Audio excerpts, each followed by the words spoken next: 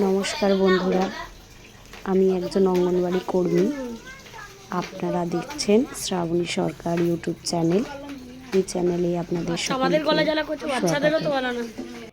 আজ এই যে অঙ্গনওয়াড়ি কেন্দ্রটি দেখতে পাচ্ছেন, এটি আমার একটি অঙ্গনওয়াড়ি কেন্দ্র।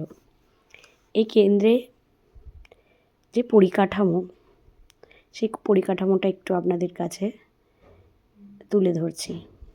দেখতে পাচ্ছেন পাশ থেকে রেল লাইন গেছে, পাশেই সেন্টারে একটি মাত্র ঘর।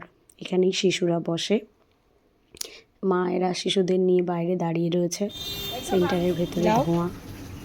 প্রতিদিনের যে আমাদের রান্না হয়, শিশুদের খাবার দেওয়া হয়, গর্ভবতী মায়েদের খাবার দেওয়া হয়, তারই প্রস্তুতি চলছে। এরই মধ্যে শিশুরা একে একে কেন্দ্রের দিকে আসতে শুরু করেছে।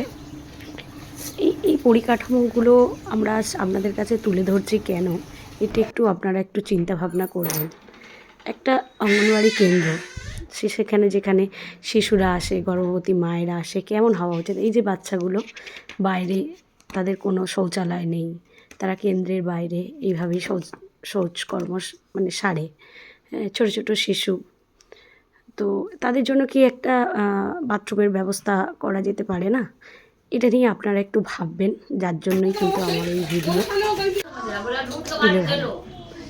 এই ছোটো ছোটো শিশুগুলো, আর এদের বয়স 3 থেকে 6 বছর, এরা এই কেন্দ্রে আসে। তারা প্রথম ধাপটা আমাদের এই অঙ্গনওয়াড়ি কেন্দ্র থেকে শিখে যায়।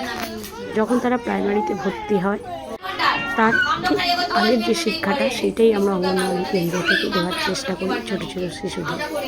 আজ তাদের প্রথম শিক্ষাঙ্গন বলতে যেটা বোঝায়, সেটাই হচ্ছে অঙ্গনওয়াড়ি কেন্দ্র। তো সেটা কীরকম হওয়া উচিত বলে আপনাদের মনে হয়, এটা একটু আমাকে একটু কমেন্ট করে অবশ্যই জানাবেন।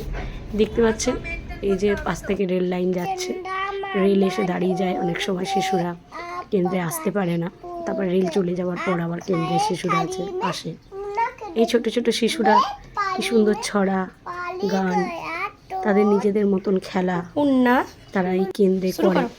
এবং যে ভীতিটা তাদের স্কুল সম্বন্ধে থাকে, আমরা কিন্তু আস্তে আস্তে সেই ভীতিটা তাদের মধ্যে থেকে কাটিয়ে তোলার চেষ্টা করি।